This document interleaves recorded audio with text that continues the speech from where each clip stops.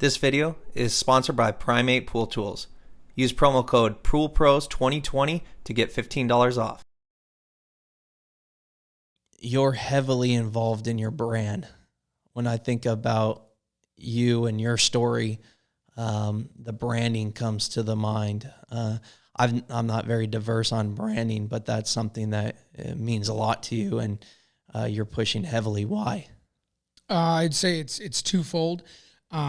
First, I have some background in the corporate world, and I was with Mitsubishi for a number of years, and I was involved in a project on branding the global brand of Mitsubishi, and I was involved in a year-long project on that.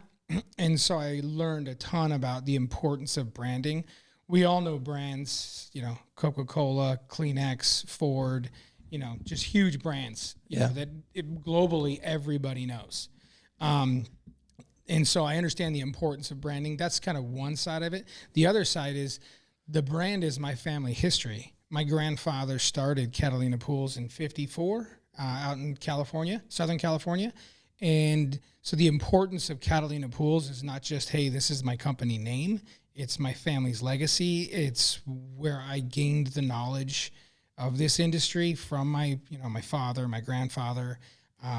And so it's important for me to continue that legacy and continue the name and the tradition, and then primarily the quality that was, set forth 70 years ago by my grandfather. And so, bringing both those things together, the importance of having a brand, and then secondly, it's my family legacy. That's, why I'm super driven on the brand. And the other thing is, I've always wanted to set myself apart from a lot of guys in the business. And when they see me come, my truck is completely wrapped. It has my logo all over it. I'm wearing my logo shirt, my hat, all my equipment has my stickers on it. Everything is logoed out. And that's my brand. It's people recognize, oh, that's Catalina Pools. You walk in a backyard, it's not a question of who services this account. It's Catalina Pools. It's, they know. We talked about this, and we have had this conversation before where I want to be on the other side of that just for this topic. I don't think that people give a damn about the technician that they hire's brand. I think that in the pool business, there's a lot of truth to that. Unfortunately, something that I would like to do, at least with my business and the industry as a whole, and I think a lot of guys out there have the same feeling about the industry, having to talk to a lot of guys, is we're not at the level yet where, say, an HVAC company has out there. If you're, here in Arizona or the Phoenix Valley, everybody knows Parker and Sons. Yep. Why? Because they brand. And when you're spending, for example, on an air conditioning unit, $10,000, you want to feel comfortable that this isn't a fly-by-night guy installing this. And when you see that, hey, they have a nice shiny truck, they're clean cut, the uniform, all that stuff, my thought is you're more inclined to spend that kind of money. You feel secure that, A, they know what they're doing, B, there's something behind it in terms of a warranty, versus you hire a guy, with a pickup truck and an air conditioning unit in the back. Well, you're like, is he going to be here tomorrow? But if, like for my company, you've taken the time to invest in that brand, there's some longevity and some quality to it. And so there's, that's my thought is, you go into a backyard and a pump's out, filter's bad, needs a heater, you're upwards of, $5,000, $6,000, $7,000, $8,000. My thought is customers are going to be more inclined to write that kind of check to my company versus the guy who's just pulling up in an unmarked pickup truck saying, yeah, I got this and I can do it. Let's talk about the service side of things. With the service part of it, do you think the customer cares about brand recognition when it comes to service only? I get the $5,000, $6,000, $10,000 repair or remodel, but I'm talking about service only because there is such a large frustration in our market that the customer doesn't want to pay the fees or the service rates that we're wanting, right? And we have the guys coming in and charging the lower rates. So how do you compete with those guys when you're so focused on your brand recognition but there's guys out there that are getting business and they don't give a damn. I don't think you can pick and choose. I think if you're in it and that's your model, you got to be in it. You know, it's important. I think customers want that, but they want to pay a cheaper price. But those two generally can't go hand in hand. But I'm all in, whether it's my service side or my repair side or anything else. It's difficult. Yeah, guys are going to get business either way. You know, if you're the single poler, you know, out there just, you know, splashing and dashing, you're going to get business because there's always going to be a customer who's going to pay less and, you know, is willing to sacrifice something. But that's not the clientele generally that I'm after. I want the people that want the quality and they want the consistency. Do you find yourself getting the customer that doesn't care about the brand recognition and the quality? You pick them up as a customer and then you realize that you guys start butting heads, maybe not necessarily butting heads, but disagreeing. Hey, you need to upgrade this. I just want you to slap a Band-Aid on it. Do you find yourself doing that dance quickly? I did in the beginning. I have since changed some things and learned that, you know, I don't take those jobs anymore. This is what needs to be done. If you want it done and we can do it, great. If you're looking for the Band-Aid, there's plenty of guys that will do it. I'm not going to sacrifice my brand and my quality to do that kind of work. To me, it's not professional. And it lowers the bar in our industry. We have to bring it up where everyone can get $125 a month for the most basic pool service. I mean, that's where the standard should be these days. You know, the days of having, you know, $75 a month or even $95 a month, that's too low. I mean, you know, I've seen in your previous videos, if you break down your fixed costs and then your chem costs and your, you know, gas and insurance, I don't know how some of these guys are making money unless you're cutting corners. Absolutely. And, you know, there's a market for customers who are okay with that, but those aren't the customers I'm after. And since I have now started saying I don't do that kind of work, you know, I'm sorry, customer A, but, you know, this is what I can do for you. If you don't want that, you know, no worries. Someone else will, I'm sure, is out there. And you don't find a shortage of work since you made that transition. No. And the brutal honesty with people when you tell them, hey, this is the right way to do it versus this is what's going to get you by. I would say 7 out of 10 times people are like, all right, I want it the right way. Even though they might have to, you know, buckle down and pay a little more to do it right. I think when you put it out in front of, you know, people, they're like, okay, you're right. It should be done the right way. And pools are not something like, I don't know, you know, putting in a new window in the house, or I'm trying to think of an example. Pool is a huge investment. And I think that's also lost on a lot of people. You know, the installation cost of a pool is like buying a high-end SUV, and that's starter. So would you buy, say, a Cadillac Escalade and then, you know, have your neighbor change the oil? Yeah. So there's two things you hit on there, and hopefully I can stay focused enough to hit both of them. But does that mirror in your personal life? So if there's an issue going around in your house that you don't know how to handle or take care of, that you have to hire for, are you looking for that same quality in your service provider, or are you shopping Craigslist trying to find that guy that will give you the cheapest deal? No, absolutely. I do not. Craigslist, no. I mean, if I'm looking for a used, you know, motorcycle or something, maybe that's where I'm at. But no, especially with my home, I would say by and large for most Americans, homes are the biggest purchase that you will make in your entire lifetime. So then to half-ass, you know, any repair with, you know, someone off Craigslist, and I'm not saying Craigslist is bad. Sure, There's a market for it. I get it, yeah. But no, personally, no, I'm going to pay. If I got a roof leak, I want a licensed roofer that's going to be there if their repair, you know, for whatever reason fails. I can go back to and I have a warranty for.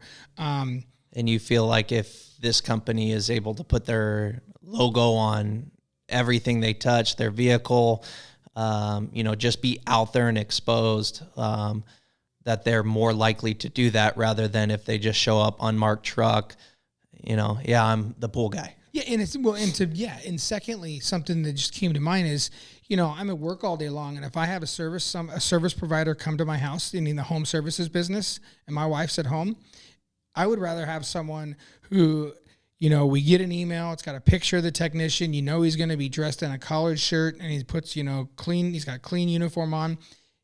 I want that person at my house, interacting with my wife, to get the repair done, versus some guy that I don't know if he's fly by night or he's moonlighting off another company, that kind of thing. It's more comfortable, and I feel safer knowing that that's a reputable business that's at my house when I'm not home. So that's, an added bonus. Yeah. My wife's more comfortable with that. And 9 times out of 10, the neighbors are like, everybody loves to ask their neighbor who did what for Nosy you. neighbors. Right. So your neighbor sees, you hired that company. They, wow, professional setup. I mean, it's unmistakable when I pull up to someone's house what my business is. Yep. Everybody knows that's a pool guy. And 9 times out of 10, people are always stop me when I'm in the driveway of someone's house or on the street. Hey, you're working on their house? Yeah. Oh, do you have a second? Can you come take a look at this? Or do you have a card? I'd love to use you. Everyone loves to use their neighbor's referrals, even though maybe their neighbor may or may not know the best guy out there. But it's that complete package. I feel like, it snowballs on itself. Yeah. And so it's worked really well. I think you're correct. I think you're right. I have shied away from that over the years, right? So my trucks were all logoed out. All that stuff was done, and I've shied away from it, and I've done it for different reasons, but I do like the way that you handle your business, and I wish that there was more of that out there. When you put a pool in the ground, everybody wants to bring their neighbors over, bring their friends over, bring everybody they know to showcase this beautiful piece of art, right?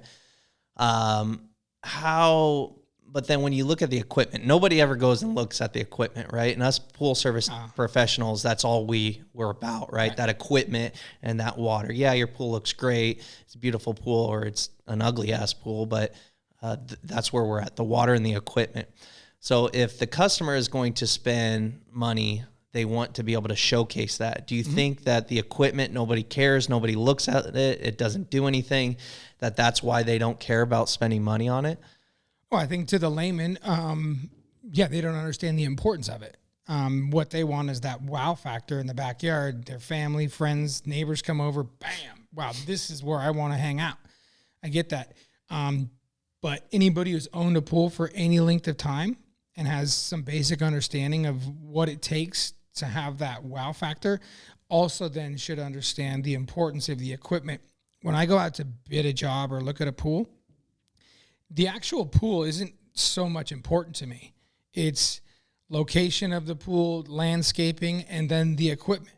That's what's really going to allow me to make that water just pop, sparkle, all that stuff, in addition to chemistry. But I need to be working with the right tools. Another analogy for you, you could have a Porsche and then slap a Volkswagen engine in it, and you're not getting anywhere off the line. Everyone's going to be like, wow, fancy car, but it doesn't perform. And that's what I'm looking at is, you throw a variable speed pump, you tell your customer you need the variable speed pump. They don't care. Some of them do. Some of them really like the energy efficient stuff, but you put new wheels on your vehicle. You want to show everybody, right? Sure, you want to keep them clean. You throw a new pool pump. It's just a nuisance. It's a $1,500, $2,000, whatever you do to install these pumps. It's a nuisance. So what about, you're big on automation. Correct. Selling automation. Yeah. So do you feel like that's, the fancy thing that people can show off to their friends and family rather than just, hey, look at my variable speed pump? They're like, hey, check this out. I can turn this on, turn that off, all that. Yeah. When it comes to automation, I would say a lot of it boils down to education with customers. The more they understand and the more they're educated about what their pool can do for them, the more inclined, especially the more tech savvy people, are more inclined to head that route. For example, pretty much everybody from a 12-year-old, to our grandparents has a cell phone. That's one of the most highly technological pieces of equipment out there today. But everybody worldwide has one. And now, everyone has, these Nest thermostats or Alexa, or, the homes are becoming automated, and people tend to forget that your pool can do the same. You can control just like you can control your air conditioning, your heat with your phone, you can control your pool with the same thing. One of the biggest things two things that people love about automation. One is if you have a spa in your pool, you can heat that thing up on the way home from dinner that night. And two, you can control the lighting from your cell phone pretty much anywhere. You could be in China and turn your pool on if you wanted to. And so the ability to not have to go back around the side of the house and start looking around and moving valves and stuff to get things going, people love that. The simplicity of things. People want it to be easy. How do you think that's going to change our service in the future, especially with all this equipment that's supposed to come out, these smart pads, the equipment that's going to tell you when your filter is at a low flow rate or your chems aren't straight? Do you think that stuff, because that's going to come hand in hand with automation, right? That's just going to be an added feature. So the more that the automation comes into play on these pools, the more information they're going to get about their pools, flow rate and whatnot. Do you think that's going to affect us as a service professional? Yeah, no, 100%. I mean, two things are happening right now when it comes to the technology in the industry. One is that, all the major manufacturers are keeping up with the technology that's available. Right now, the consumer isn't 100% there yet in terms of installing it in their homes. Primarily, I think, because of cost, and they're just not aware that it's available. But two, the laws are catching up in terms of now requiring things like variable speed pumps. I think here in Arizona, we've got about another year left before I'm not sure yet if it's mandated yet. It is mandated already to have variable speed pumps on your circulation. But as laws move into requiring more energy efficient equipment on pools, it's going to be installed more and more and more. And then more homeowners are going to be now aware of, wow, I'm saving, 30, 40, 50% on what I was paying on my electric bill for my pool to run versus now. But as it relates to the pool professional, it's going to be a game changer. 2 years ago, I was in a training class here in the Valley. I was with Pentair training. And there was a room, probably I'd say with about 30 guys. And the demographic was anywhere from the age of 20 all the way up to, I would say, late 50s. And we were learning how to program the VSF pumps. And it was so interesting. We went through one cycle of how to program a schedule. And half the room, boom, boom, boom, boom, done. The other half the room is, excuse me, sir? And as I looked around, those who were raising their hand and needed more time was a different demographic in terms of age than the other half. And that's a game changer when technology comes into play.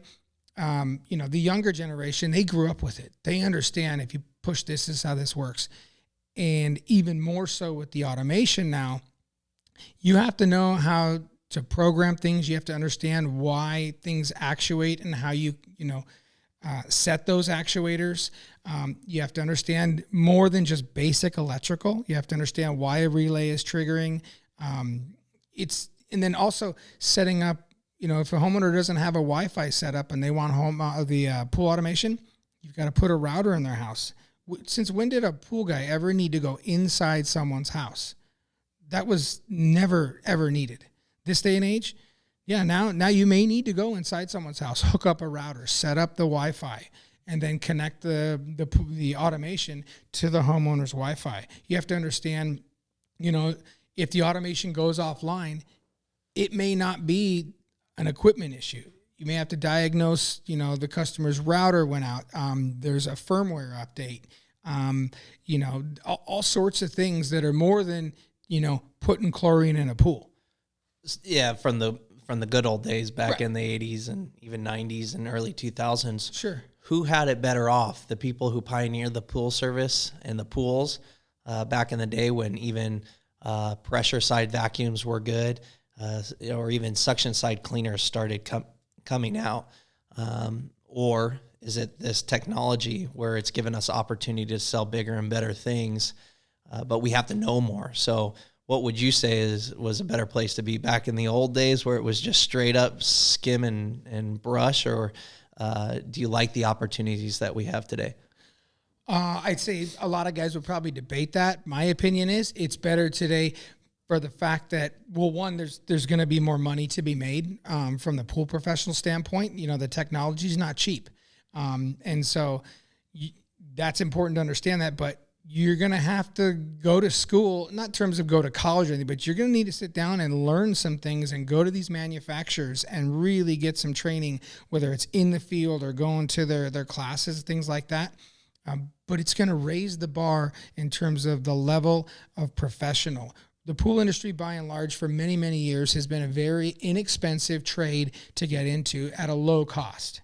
And that's why so many guys, there's a lot of competition out there. It doesn't take a lot to get into the business.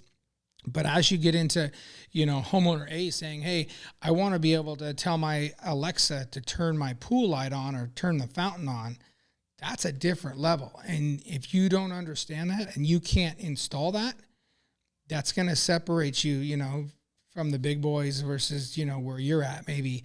And it's going to be imperative. I would say probably in the next 5 to 10 years that if you don't understand automation, you're going to have a real hard time.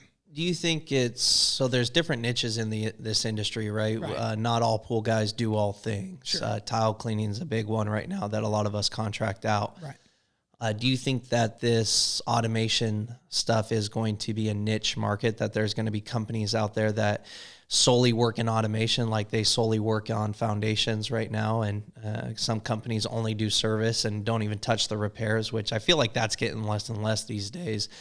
But do you think that that's going to open up a huge market for someone to become a niche in this industry? Yeah, I mean, there's always going to be that opportunity, and to have that niche market, I feel like depending upon where you're at with your business and what you want to do with your business, it would behoove you to learn it and understand it. There's more money to be made. For sure. There's going to be those guys who are like, hey, that's not my thing. I just like, brushing and netting and, interacting with the dog in the backyard. There's always going to be those guys. And you can sub out, the automation side of things. But if you're after, hey, I want to maximize my profits, then learning that is going to be to your best interest. There's just, there's a lot of money to be made with automation, and the more and more the manufacturers are pushing it, and they've started simplifying their automation in terms of, for that homeowner who's not super up to speed on what can be done, they've made them, like there's the IntelliConnect and there's the IQ pump and those things, the simple automation that can be done. They've made it easier to install. Basically, what you're talking about for people that don't know was when automation first came out, it was pretty complex. Correct, yeah. Now it's very small and very simple. Yeah. And more affordable. Is automation going to get to the point where in any service industry, right? Obviously we're in the pools, but is automation going to get to the point where they no longer need the pool tech? No, and I think that's true with, I would say, vast majority of industries. Someone will always need to maintain, repair, sell that technology. Now, does it mean that there's necessarily the industry will shift in terms of what is needed? Yeah, quite possibly. I just picked up a pool here in the valley where it measures and distributes, it measures pH and it measures chlorine level, and it will dispense acid and dispense chlorine automatically. So no longer have to worry about water chemistry. Well, I wouldn't say that. You still need to, that's where it's going, though. Yeah, but do I need to be the one every single week dropping tabs or, putting acid in a pool? Maybe not. But now that equipment needs to be maintained, needs to be serviced, needs to be repaired. A big push that I, put on my tech is, operational efficiency of equipment. You're not just there to make sure the leaves aren't floating in the pool. Part of our checklist is every single time we're on a property, we're going over the equipment, making sure that it's operating as designed, as efficiently as it can, depending upon the age and kind of equipment it is. Same goes with technology. You're going to need to have, like the auto industry, for example. The technology in cars is, unbelievable these days. Yeah.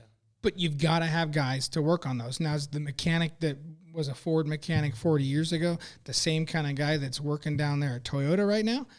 No way. Most of those guys, those ASE certified mechanics, are borderline computer science engineers. I mean, you've got to understand how to work on those things. So what did a pool service technician look like in the 80s?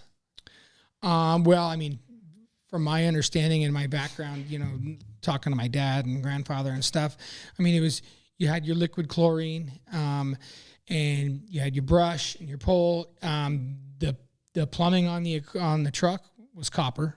And so you had to know how to sweat. I mean, the idea of, plumbing a pool in a day, not a chance. That was, non-existent. And, the technology to test water was different. I mean, the old, the DPD testing and all that stuff has been around quite a long time. It's proven technology, it works, but something that I have now that we don't use it on a weekly basis, but I use it on my problem pools or, customers that call me out because they have an issue. But like the spin touch, it's a laser system that measures water chemistry, and it's pretty spot on. And it's, I think right now, the going technology or the best technology you can get in water chemistry. Do you still have to test water? Yes. How we do it has changed. You can use liquids to test salinity in water. That's great. I have a digital testing system. It's faster. I think it's more precise, maybe a little bit more efficient. And so, the principles will always remain the same. How you do it and how fast you can do it is changing. Other than inflation, our service rates have historically stayed the same, right? I feel like up until recently, we got this push, right? The economy's feeling a little bit better. I think overall, the conversations on social forums and whatnot, people are getting a little bit more. You don't really hear of the $65 pool guy anymore, although you do. And right, when they do pop up, it's like a pack of dogs on a three-legged cat. Everybody's yelling at them that they're doing things wrong. Whether that be true or not, I don't know. But back in the day, the rates were, let's call it 85. Now, up until recently, the rates are still about the same, 85. So taking inflation out, what are we doing more today that they weren't doing back then that would justify a rate increase for us service technicians? I'd say level of education. I think the industry has grown astronomically since then. And so the experience that a guy has to have these days is, I think it's different, but it's more technical. And so you have to be like back to the variable speed pump. You've got to understand what a variable speed pump is and how it works. And before you can say, oh, hey, Mr. Smith, I'm going to program this pump to run 8 hours a day. If you run a variable speed pump 8 hours a day on the same speed, well, you might as well not have a variable speed pump. And so you have to understand how that works. And I know that goes on all the time. People sell variable speed pumps and they're running, 3,100 RPMs for 8 hours a day. Wow. Have you come across that? For sure. Yeah. All day long. What the hell? And customers like, I'm saving money.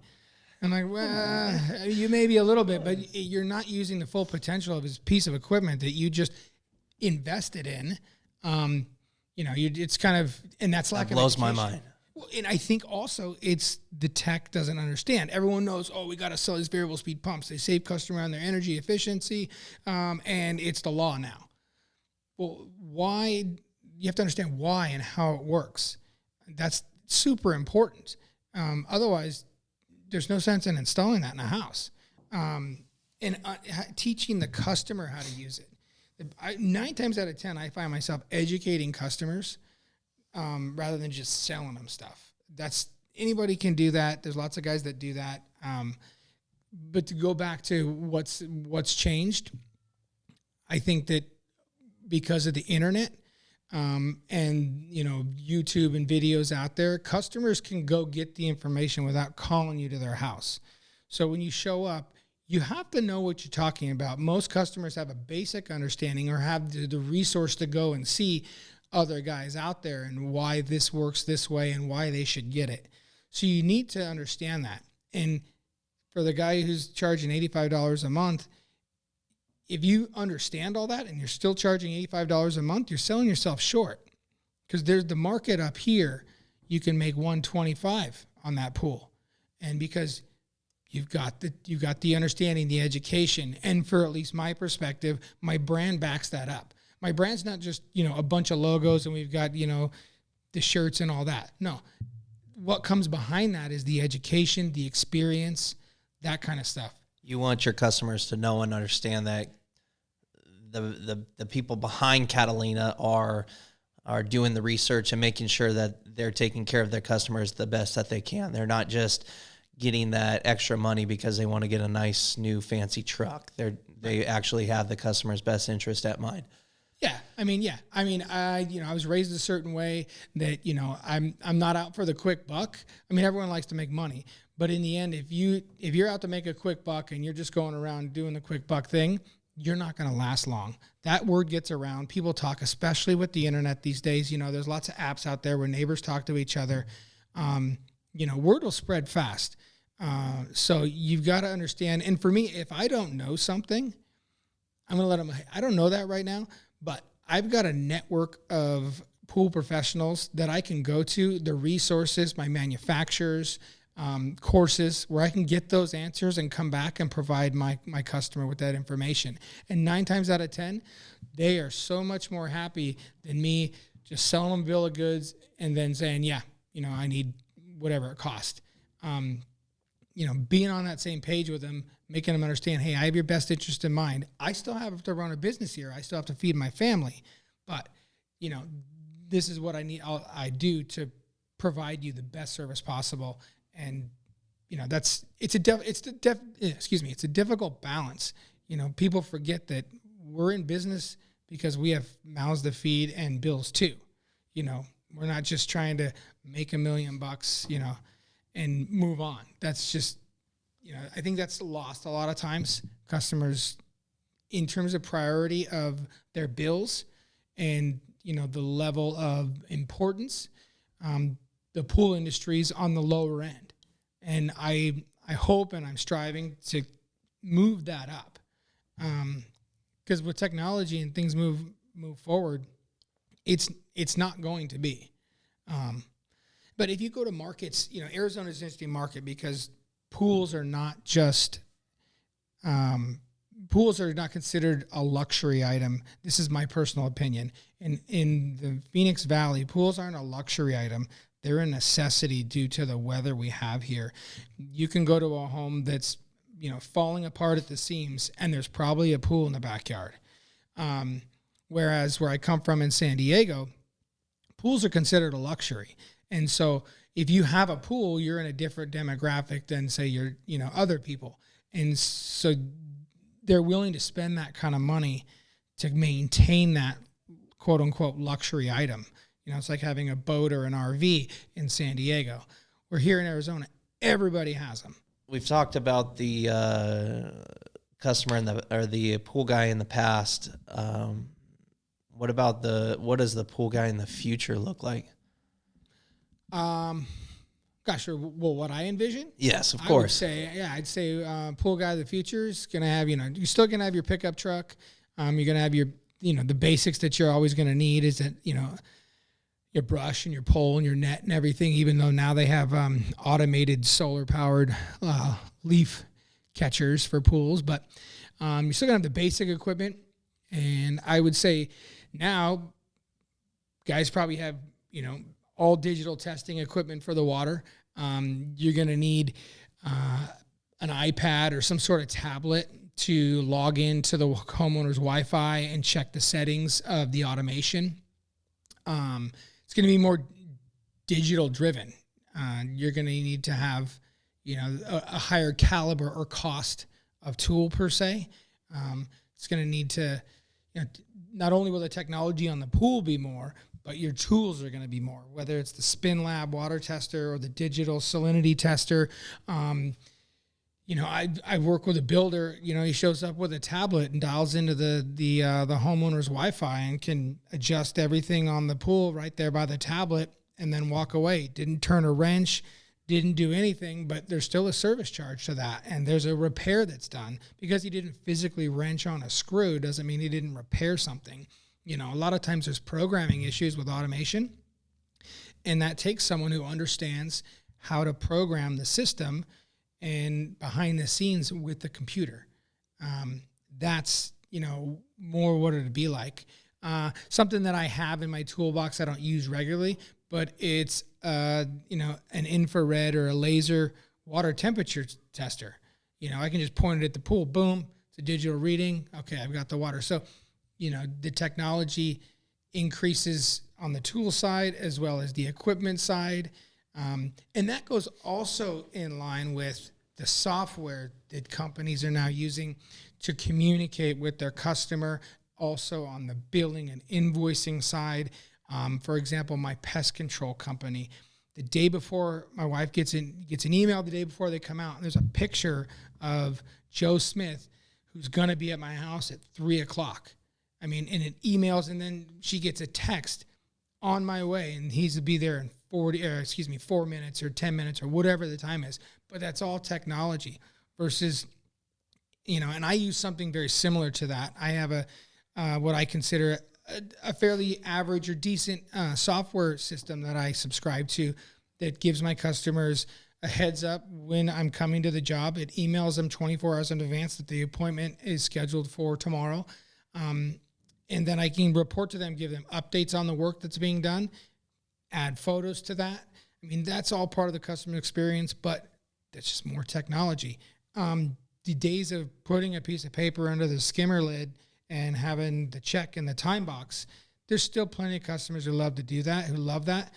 But by and large, I found most of my customers, they just want to leave a credit card on file and have it debited each month. It's not like your cable company, says leave a check in the mailbox. You can't do that. The online, system is where it's going. The digital platforms is where it's going. And that correlates to your pool as well. Do you think we're going to see a day where we already have the sense and dispense type stuff, mm-hmm. right? That is working on balancing the water for us, the smart pads that are being talked about. How about skimming and actually brushing? Do you think that that's going to reach a point where we're not going to have to skim a pool? We're not going to have to brush the pool, and we don't have to empty the baskets, that the equipment does it some way, somehow? Is there a person out there that's going to conceive this idea that is no longer going to need us to do those? Sure. That's going to come. Because it's not going to be a robot. No, but in theory, could there be something that, goes across top of the pool and skims everything, or a machine that brushes? Actually, they have, robotic cleaners now that'll brush the side of the pool already. The big difference is going to be the customer, what they can afford, what they're willing to pay for, and what they want. It's customer, most industries, well, if not all industries, are driven by the, customer need. It's just basic economics and wants. There's always going to be that customer who wants to see that guy in the backyard. They feel like that justifies their money, that justifies the expense. Then there's going to be the guy who can afford or wants a completely automated system. But the way I see it is we're going to cover both. I'm not going to be one or the other. I'm going to cover both. We're a one-stop shop. We can do it for you. Are we going to have more of the pools in the future that we're scrubbing and skimming versus pools that do that themselves? I don't know. I think it'll maybe be a blend of both. But people want to feel value for their money, and having someone in the backyard physically provides that value. My wife gives me a hard time and says that the pool guy she doesn't know what she's paying the pool guy for because the pool guy never shows up. And obviously she's being silly about it, but I don't service my pool very often because I know how the pool functions, and I'm able to keep that pool clean for, one service every 2 or 3 weeks in the summertime. Everything's dialed in correctly. Do you think that it's okay for somebody to say, hey, look, I need you to handle my pool, and you, whatever it is, 85, 100 or whatever, 150, I can take care of your pool for X amount of dollars, and it's going to be ready to go at any given time? Do you think it matters how much time I show up? What if I show up to your pool one time a month in the middle of July and say, I'm going to service your pool for your 10,000 gallon pool for $150 a month. Well, when are you going to show up? I'm going to show up one time. Whether or not that's feasible, I don't know. Some people might argue that they can do that. Some people say, no way, that can never happen. But do you think that's just? Yeah. Can it be done? Yes. But again, people want to see value for their money. Why though? I'm not why. They want their pool clean. Right. So if I can clean your pool one time a month and I'm charging you $150, do you think that the customer would go for that? That's difficult because people see you physically being there means something to them. That's what they feel like they're paying for. Most customers don't understand my perspective, don't understand. They're actually paying for your knowledge and your experience and the time you've taken to learn to be able to make that pool sparkle in, say a total of 40 minutes a month, right? Sure. People don't realize that because by and large, people think the pool industry is a low skill industry where, and I use HVAC as an example, but, there's some skill involved in understanding how to, work on an air conditioning condenser or, the evaporator and stuff. You have to go to school for that kind of stuff. You can learn on the job, but people categorize the pool industry as a low skill industry. And that is what is changing. And that's what I'm trying to educate my customers about and the people I interact with on a daily basis about. It's no longer drop a couple tabs in the floater and be done. There's things that most guys don't understand. Water hydraulics is huge. I've met two builders that thoroughly understand it, And one of them plumbs amazing, and he understands it very well. But one of the first things my dad taught me was you have to understand water hydraulics, how it all works. Just because you run a pipe to the pool, back to the equipment pad and back again, that doesn't mean it's going to work properly. You have to understand flow rates, all sorts of things.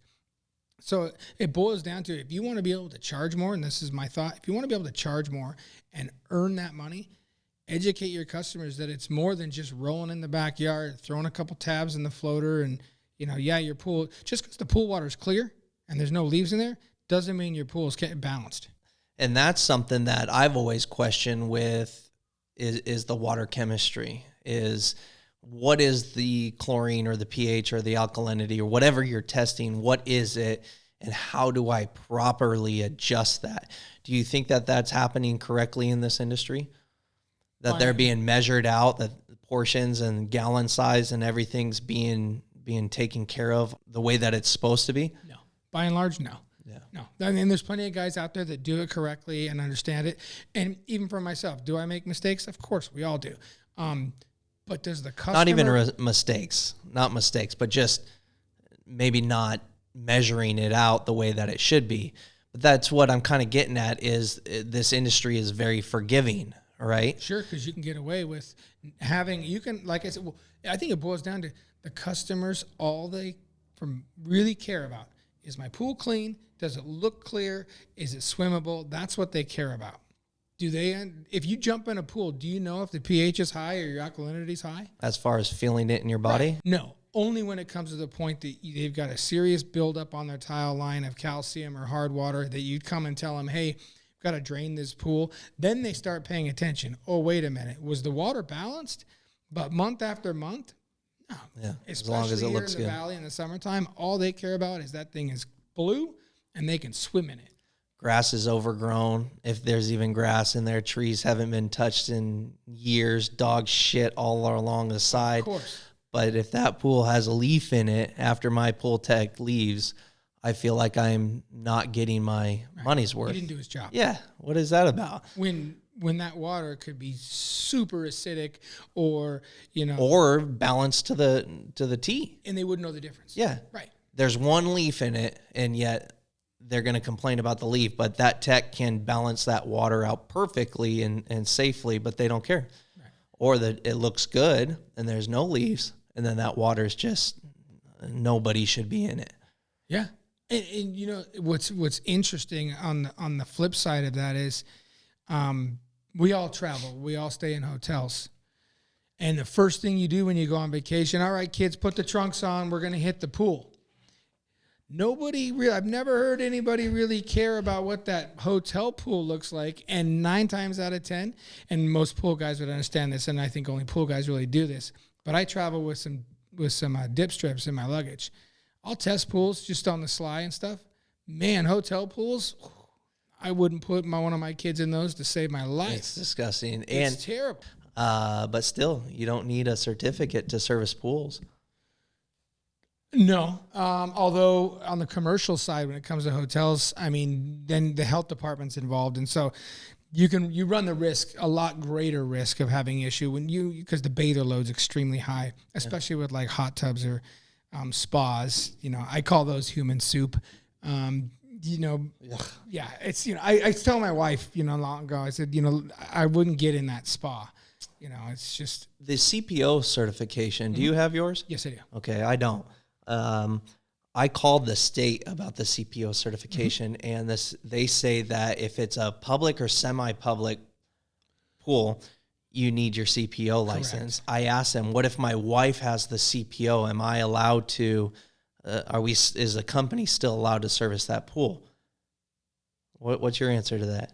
I would say the state probably said yes. Yeah, the state said that's fine. If anyone in that organization has a CPO certification, you can legally service that pool. Right, because that person is the qualified party, and it's your obligation to then transfer that knowledge and educate that employee or that person on how to maintain it. And then secondly, that person is then, the person with the CPO is then responsible for technically that body of water. Now, is it truly balanced correctly? I don't know. Do you think that there is a necessity for the CPO class if you choose not to service commercial properties? Because I see a bit of an issue there that everybody says that they need to be CPO certified. You don't need to be CPO certified. Well, what actually needs to happen? So we've already discussed that semi-public or public pools, you need to have a CPO. So if I'm in a residential pool and I only touch residentials, do I need a CPO license? No, but from a prudent business standpoint, as a business owner, and I've got techs out on the road servicing pools, I think it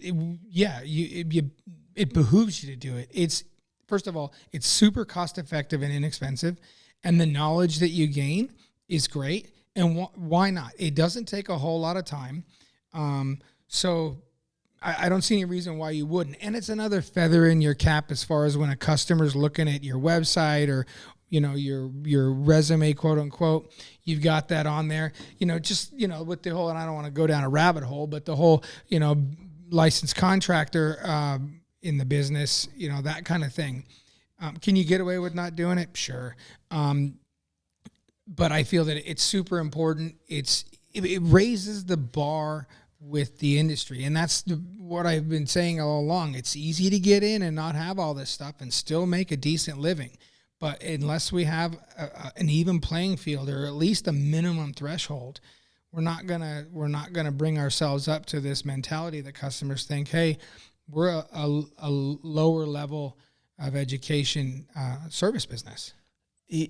Look at it from the customer service or the customer side of the CPO certification, because I know that a lot of companies that have the CPO want to push the fact that they're CPO certified. Yeah, I've got the logo on the side of my truck. Yes. And so the customer point of view, though, have you ever been asked while selling pool service, by the way, are you CPO certified before you start taking care of my pool?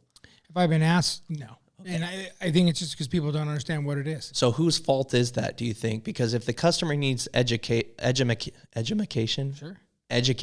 on this, on who's being in their backyard, do you think that it's the pool guy's responsibility as a whole to notify the customer that, hey, CPO certification is important? Or do you think it's organizations like the CPO? Who are they called? I think it's even more than that. One is, no, it's not the guy day in and day out in the backyards. It's industry as a whole, when I say the industry, it's the manufacturers, whether it's a chem manufacturer or a hard good, a pump manufacturer. It's in their best interest to push that because it's going to raise the level up. But a lot of this, when it comes to talk of certification, boils down to local, state, and federal legislature. Until something is put on the books and mandated, things aren't going to change. And it's not a big interest. There's not like a massive pool lobby out there that's, I'm going to help the pool guy out. It's just not there. Does our state legislature really have a huge concern about water chemistry? No. And unfortunately, not until, say, 10 kids died because the pool wasn't balanced right, is it going to be be put on the desk to be passed. And so, and that's why other industries have, greater regulation and levels of certification, because the risk and the liability is more. Now, there's a ton of risk and liability in the pool business, but as far as servicing, your average homeowner's pool, it's very forgiving. Yeah, super forgiving. So that could be the perfect storm as to why this, and I'd like to get into this next, if you feel as service alone is scalable. But that could be a problem, why it's so easy to get into this industry, because there's no regulations. Well, why isn't there any regulations? Well, that's because it's a very forgiving industry. Thank God people aren't dying from swimming, right? Right. If just swimming, not drowning, that's a totally different subject. Right. I'm saying you got into a pool, you got out of the pool, and you died from the water chemistry. We probably wouldn't be seeing the pools like we are today if the pools were that dangerous. Right. So we have that situation set up. Is that the perfect storm? It's very forgiving, easy to get in. So can you scale this business, the service side? Can you scale the service side of this industry? Oh, 100%. I think so. Yeah. Yeah. You can, without certification, without any serious education or training, could you be pushing 200 pools a month with four guys? Talking bigger thousands. Yeah. Okay. So there's a couple franchises out there right now that are into those kind of numbers, and for sure, are all their techs CPO certified? Most of those companies have in-house training, and their margin of loss is thin. It's not real big, but that goes back to branding. So you think that it's all about the brand that gets that customer or that service tech scalable or not? Because there is talks about the law of diminishing return. And I think we've had this conversation before, because I'm on the fence about that as well, and I have opinions on whether or not this service side is scalable, because that's what I'm in pursuit of. I want to know if service only. And repair, of course, right, is scalable to the point where the person who owns the business is able to take care of his employees at a very good rate. Yeah, and I think really, just like any other business, it boils down to how good of a business owner or business professional you are. You can scale it. It's about managing costs, managing time, managing people. But whether you're building widgets or you're skimming pools, yeah, you can scale it. And if you've gained the consumer confidence and trust in a certain region, and then word gets out, or whether you start getting heavily into some serious advertising and stuff, yeah, you can make it happen. I mean, there's plenty of industries that do it, and I definitely, for example, well, I was gonna use oil change as an example. There's some definitely liability with that. If you don't do it right, you could, lose an engine. But by and large, changing oil is not rocket science, but that's super scaled. There's nationwide companies that have, 15-minute oil change in and out. And, do you have to be a mechanic to do that? No. Can you train someone over the course of 30 days on the various different kinds of cars? For sure. Yeah. The car wash around the corner, you can get your car wash or oil changed. Matter of fact, if you get your oil changed, they'll do the car wash for free. And I think you're in and out of there in 25 minutes. That's a convenience factor. It's a no-brainer. Customers love it. Do you think a large organization such as themselves, because that's a I could only assume multi-million-dollar startup, to get a car wash. Yeah, I mean, all the that capital investment for that's big. But is huge. Do you think they understand their numbers down to the T? I think they pay people to tell them that. Okay. What their numbers are. But at the end, the guy at the top knows the numbers. He's making decisions. For sure. Yeah, most executives, at some point they were in the trenches, but most executives for major corporations, they're looking at reports and numbers. That's what they're doing. And their job is to manage those numbers and then figure out where the weak points are and to strengthen those weak points. And that's true for all business when you get to that level. Because if you're the CEO of a big company and you're out there still, in the trenches, you're wasting your time because your time is more valuable as the business owner or the chief executive officer to find those weaknesses and strengthen those and to make, the machine more efficient. And that definitely can be done in the pool business. Do you think the pool guys out there are doing it? No. At large? No. 10%? Yeah. Yeah, 10%. You think there's pool guys out there that know how much each pool's costing them, how much profit they're bringing in on each pool? Every single year? I think they probably... I'm not saying every single visit, I'm just saying those aren't the conversations that I'm seeing, right? No. Because the conversations that I'm seeing online or even just amongst pool guys, what's the most common question when you run into a new pool guy that they want to know? Oh, I would, a lot of how to do certain things, but also, what are you charging for, how much do you charge for a pool? Yeah. And then second to that would probably be how many pools are you servicing? Oh yeah. That gets asked all the time. And then the other thing, and everybody, because we all have got egos, everyone wants to be the big dog on the block, then everyone's inflating their numbers. Absolutely. For sure. Yeah. Why aren't we asking the question, what is your profit margin on pools? Because we didn't get it. Well, not everybody in the business, I happen to have a business background, but not everyone in the business, in the pool industry, comes from a business background. They entered the business from the pool side, not from the business side. There's plenty of stellar pool guys out there that are terrible businessmen. And you can see that all the time. And then there's guys who inadvertently, did very well in the pool business and then realized themselves into being a business owner and focusing more on that and kind of heading that angle.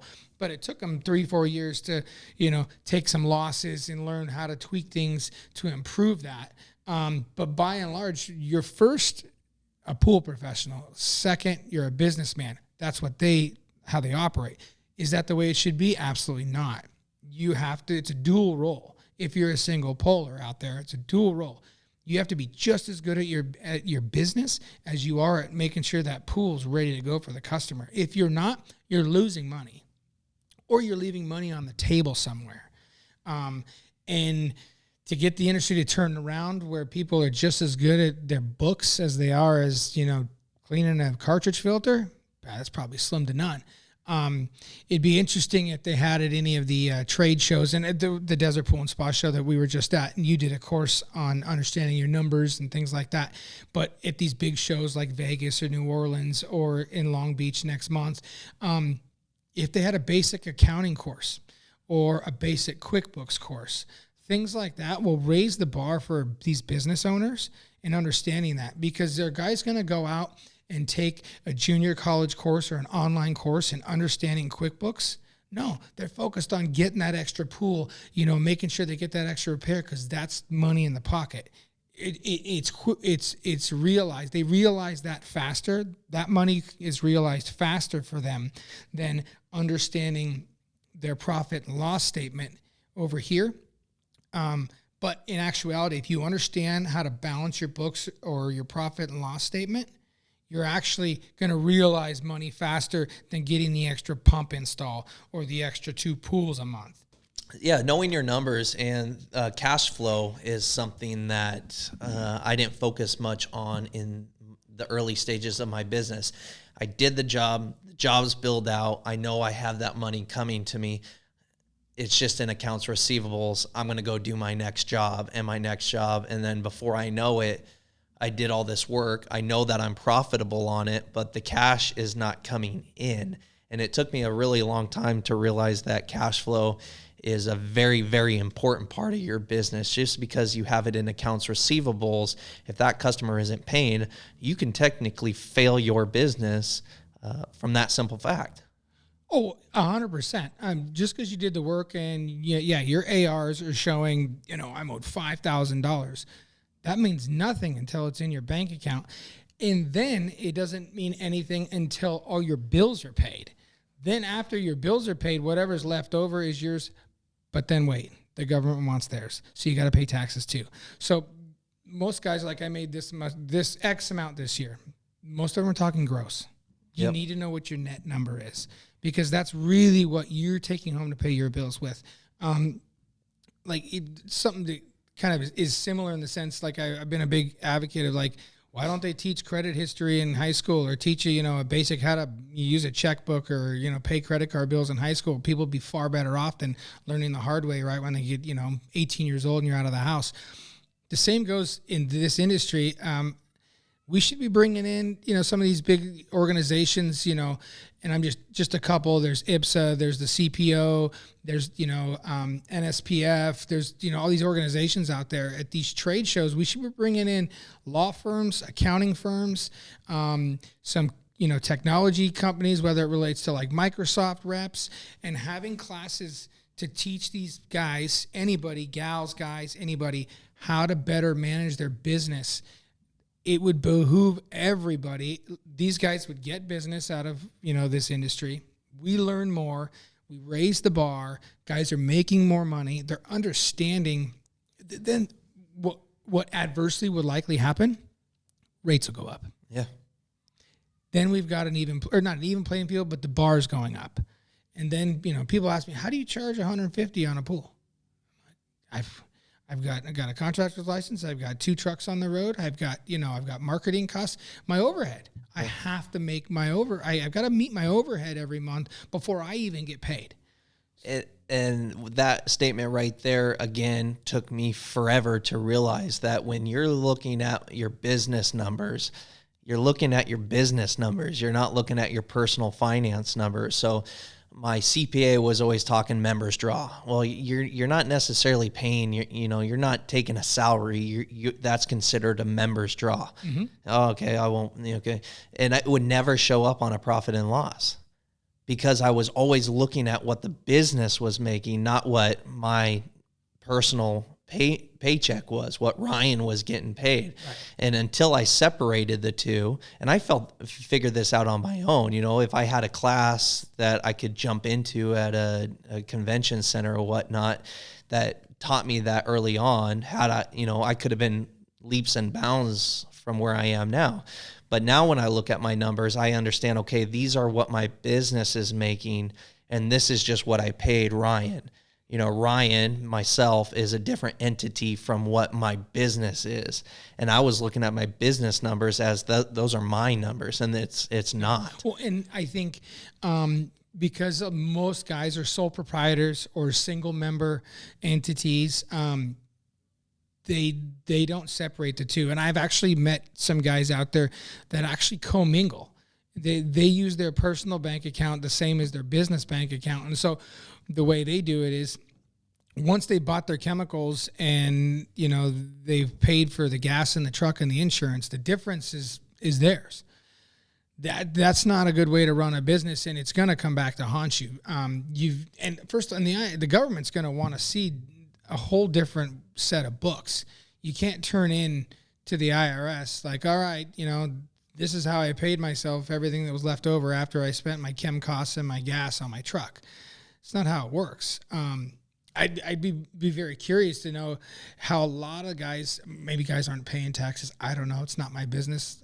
I do things differently. But if you're on the up and up and you're managing your books, you've got to hustle. You got to set your threshold on your hourly rate, your per pool cost, all that stuff. And that's why I see a lot of talk on people wanting to buy bulk chems.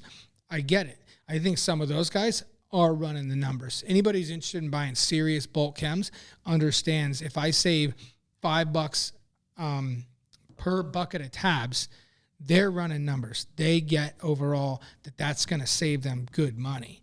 But the guy who buys $2-3 buckets a month of tabs and, they're one here and there, it may be a different story. And there's probably plenty of guys that run good businesses doing it that way.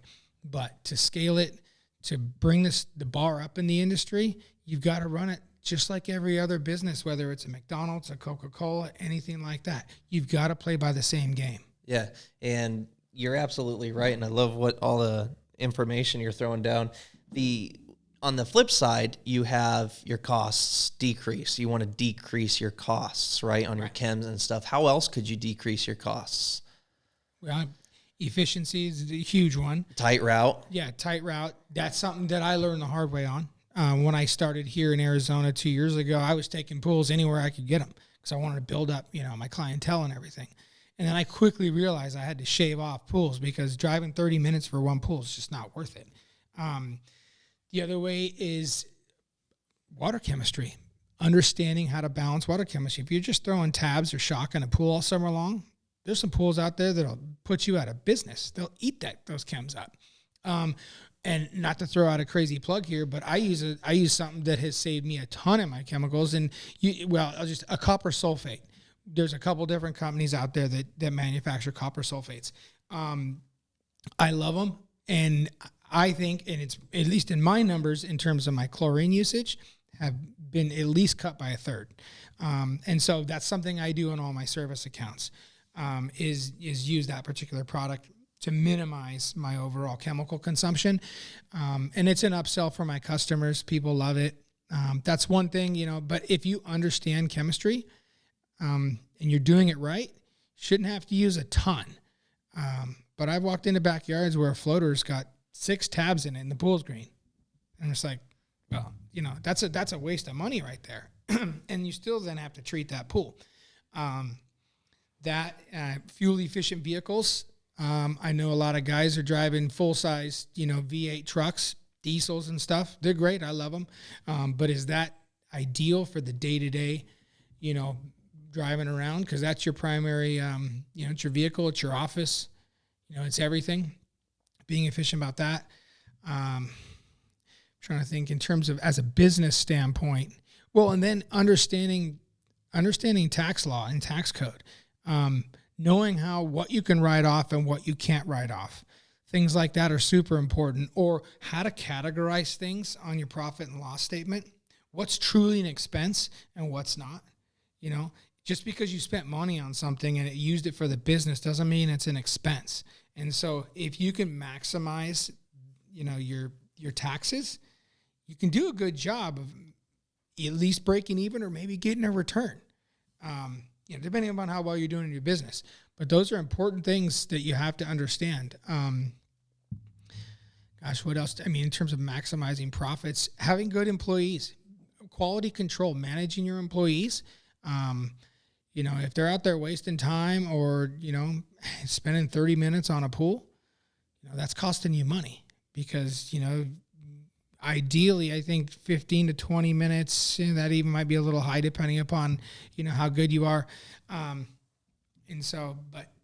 Project management, quality control, being efficient, and then overall understanding of your business. So where do you see your business going? What are some of your goals that you're going to start or wanting to go after in the pool service industry? For me, it's two-faceted. One is expanding my service side. So right now I currently have one full-time employee with a second truck on the road. I'd like to ideally, in a perfect world, maybe get 3 more. So have 4 trucks on the service side. So that'd be, say 240 pools, we'll call it. That'd be great for me. And then that's separate than my truck. I do a lot of essentially project management, the automation, the repairs. I'm not weekly at someone's house. Usually I'm into a repair and then out, whether it's one of my service customers or not. I'd say about a half of my business is actually working on pools that are not serviced by me, that are actually serviced by other companies for the reason that their service guy doesn't do that kind of work, or, their service guy referred me. There's guys that just don't want to spend the time to do certain things, whatever, they don't understand it, whatever the case may be. So ideally 3 more trucks on the road, having 4 trucks. And then I recently just applied. I got my application. I signed up for the building school. So I'm sitting in August for my build exam to dig holes in the ground, as we say. Trader. No. I'm just maximizing profitability. I'm dipping in different parts of the industry. So staying with the service side, right. How do you anticipate getting that growth? How do you anticipate getting those customers? After a year of spending thousands of dollars on marketing and various different ways of where I thought to drum up business, now it's mostly word of mouth. I get calls from people saying, hey, my neighbor has you. They say you're amazing, never had issues. And so right now I'm averaging 1 every 2 weeks, sometimes 2 every 2 weeks, new accounts. I've partnered up with some local builders that work with me, and I do work for them. And then in turn, I then will take over that new account after the pool's been built. Those are the two main ways. Getting those companies or those guys or those builders, that's just a simple phone call to them. You saw them at the distributor. I mean, how do you approach these guys as someone who's only been in the industry for 2 years? I mean, that's huge. It's building trust, also education. When I network quite a bit. When I got out here, I didn't know anybody, and I've just jumped in headfirst into this industry, and I've networked. I've aligned myself with guys that I know are smart, that know the business, that are trustworthy. And, I help people out, they help me out, and you build a network of individuals. And for a lot of reasons, one, I've got this resource of guys and gals that I can go to for help. And, people have learned, hey, Mike knows that, or, hey, I trust him. He's a good businessman. I can send him into my customer's backyard, and I know he's not going to burn me. There's a lot of fear out there where going to another pool company, you're going to lose a customer. And that happens all the time. Guys get burned, customers get taken from other guys. I've never done that, and I won't do that. If you ask me to help you with something on a job, I'm not going to go poach that job from you. That's bad business, and it's not ethical. And so I just don't do that. That's just being who I am, kind of. And really the networking is what it boils down to. Going to trade shows, talking to guys at distribution, getting involved online in blogs, things like that. That's the part that I love about this industry, right? You have someone who could be in here for 5 years, 10 years, and then you have this guy come in for a year or two and can completely go beyond what that guy that's been in here twice, if not more. That's the fun part about the business. Now, you mentioned not siphoning those customers, right? I'm not going to steal those customers, right. But pool guys are starting to make this movement, right? We're all buddies. We all want to be friends and stuff like that. And I'm cool with that because I feel like I'm friends with a lot of pool guys, and, our group is pretty tight. There's still a sense of competition. For sure. And we still need to compete with each other. Now, stealing somebody's pool is a bad form of competition, right? But me going out there and networking and building my company or doing my online presence or whatever, that's where competition needs to remain competition, and that's okay for me and you to compete in that way. Hey, I got 15 pools last month. How much did you get? Well, I got 21. It's like, all right, I'm going to go home and figure out what I need to do to go get 22 next month or whatever the numbers may be. I think that's where the competition needs to stay in this industry and continue to be healthy. Stealing pools from somebody is messed up. But if somebody calls me and says, hey, I'm not happy with my pool service tech, and you happen to know that, I guess that's a gray line. You know what I mean? Do you take that pool on? Because I've had it reciprocated, right? Where somebody has been in one of my customers' backyards, and they say, call Ryan, figure this out with Ryan. I know that he's a good dude. I'm not going to take on your pool. And then I know that there's guys out there that don't know me directly that will take that pool, and I'm not going to hold that against them. That's the name of the game. I messed up on my customer, Right. and therefore they have the right, and they should go somewhere else. But I just wanted to touch on that competitive nature, because I feel like there's a lot of kumbaya going around. Pool guys love each other, and that's great. But I'm still out there grinding, dude. I'm hustling, you know? Yeah, we all have bills to pay. I think, yeah, you've got to be ethical. If you're poaching, jobs and stuff, that's going to come back to haunt you regardless of whatever business you're in. Yeah, I would say the kumbaya, and that's great. What I've noticed, it's regional though. I haven't seen a whole lot of that in some of the other parts of the country, at least, so it's interesting. And that's something that I really love about where we're at here in Arizona. It's been great. There's a lot of help out there. If you don't know something, you just got a lot of resources to call someone up or get online and get the question answered. And pardon the phrase, at the end of the day, we're all in business for ourselves. I'm not interested in paying your bills and vice versa. So you still have to be good at what you do, efficient, all that kind of stuff, and continually educate yourself. Just because you got good at, managing your route and all your pools are dialed in and you're comfortable with that income, if you get stagnant or stale, you're going to slip, you're going to fall behind. You want to stay ahead of the curve, or at least keep up with the curve. There's so much room for growth right now, and, you got to stay competitive. So you're doing the referral program. You're hitting that hard. We're not spending money much anymore on Google ads or... I stopped my Google ads, that's expensive. It works for a lot of guys if you've got that kind of disposable marketing income. But yeah, I stopped doing that. At one point I did like a mailer that was super expensive, and the rate of return was minimal at best. I found that if I focus more on my quality and my customer service and my presentation, and I mean presentation, the whole job is the presentation, the work you do, the communication, the conversation, all that. If your presentation's good, the customers are going to come to you. I frequently get calls from people like, hey, my friend Sally said, you serviced her pool. Can you come take a look at mine? Are you going after those referrals, or are you just trying to be so good to your customers that they want to refer you?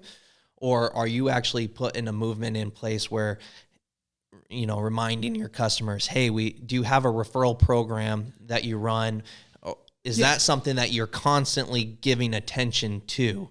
I would say once a quarter, as with our invoices, we'll send out to the customers. So if you refer a customer to me and they sign up for service, then you get 1 month for free from me. That's one facet. And then that's the only active referral program that I have. I don't actively tell my customers, hey, send me all your friends. But we'll put that out there and we'll get them. But more oftentimes than not, it doesn't require me to push these people. It's the quality and the level of service is what drives it. But you're still asking for it, because some service technicians, and I fall victim of this too, is that I'm so busy on my day-to-day operation that I forgot to even ask for a referral. I kind of have this mentality with a lot of things in life, but the worst thing they can do is say no. And then you're still in the same spot you were the day you showed up. But if they say, oh yeah, my daughter lives 4 blocks down the street, and better yet, I need someone to take care of my parents' house because they're elderly or whatever. It doesn't hurt to ask. No one's going to get offended because you asked. If your product is good, go for it. How do you have quality control on that when you grow to your 200 plus, 300 plus, 500 plus, whatever the case may be, where you're no longer in the backyards? So put yourself into the future where you have a larger organization. Is there still a lot of contact to your customers from you? Because now they're seeing the service technicians in the backyard. You no longer have that face-to-face interaction that we built the business on. Now we have to find different ways to communicate to the customers to let them know you're still their man. And it's not necessary. the service technician is there, right? You still want that relationship between the service technician and your customer. But how do you ensure that they know in the future that you're the man? You have to, well, you have to be a good businessman, and you have to have employees that represent you the same way you would represent yourself. And that boils down to trust, education. But say you had 400 pools and you got 5 trucks on the road. At that point, I need 2 guys that aren't in the backyard every day cleaning pools, that are essentially project managers or leads or route leads that are following around behind the techs, doing shadow inspections, testing water. Hey, making sure that the quality is still there. It's quality control, and you have to pay people to do that. Exactly. You have to pay people to do that. So you need to know what that expense is going to be. In order to know what that expense is, you need to run the numbers in your business and completely understand your business. I fall victim of it. I have hired in the past just off a whim. I feel stressed. I feel that the business needs help, so I'll bring somebody else in, not really looking at the numbers. Had I look at the numbers, again, you got to understand that you're not just a pool boy or a pool gal, that you're a business owner. You mentioned earlier, you're business owner first. You own your own business, and then you're a pool service tech. So I absolutely love that you're going to know those numbers before you just send somebody else out there. Yeah, well, that would be, you'd be doing yourself a disservice, and it would be considered, in my mind, bad business if you hired and got that all going before you realize what the costs were involved with that. If you lose money by doing that, that's a poor business decision. So then you're not only, you've got to figure that out ahead of time. And if you're to that level and scaling, maybe it's worth bringing in for 30 days someone. I mean, if you've got the expense or the money to do it, but these days you can hire a consultant to come in and work all those numbers out for you and tell you this is exactly how much you should be paying this person, or this is what you can afford to pay this person to do that kind of work. Does that work for you or not? When you get into, the large national companies that are in the thousands of pools, they've got consulting companies working for them. They've got marketing companies working for them. So they're dipping into other industries, other industry professionals to guide them to be better business people. So you have a guy, single pole pusher, let's call it 100 pools, that knows pools very, very well, doesn't know how to run a business, doesn't know how to do all the billing, the receivings, all that stuff, and even the marketing stuff. Now, marketing's a little different because there's a lot of snakes in the marketing industry, so that's very, very difficult. But do you think it would be wise for that guy to hire somebody to manage that, take that off his plate, and what I would say for the single poler that wants to learn better, go to sign up at your local junior college, take some night courses, understand basic accounting, take some basic business courses, things like that. Relatively inexpensive. You probably could even sign up online. I'm more of a physical or be there in person kind of learner, but you could probably do it online. But after you get done with work, and I know for a lot of us that's very late at night, or sometimes we don't even finish every day, but go educate yourself. No one's going to come out and say, hey, let me teach you how to run your business. It's not going to happen. So take that time to go teach yourself. Partner up with someone you trust, who you think is running a good business and understands the numbers, and see if they'll be a mentor for you or give you some pointers over the years and kind of coach you along. But take it upon yourself to learn that stuff, because that's the only way you're going to get better. There's no free handouts. No one's going to teach you how to be a better, pool guy than me or than my company. For example, I'm just saying, I don't want to teach the other guy how to beat me in business is what I'm getting at. And so, you got to educate yourself. There's no one else is going to teach you. So go out and get it.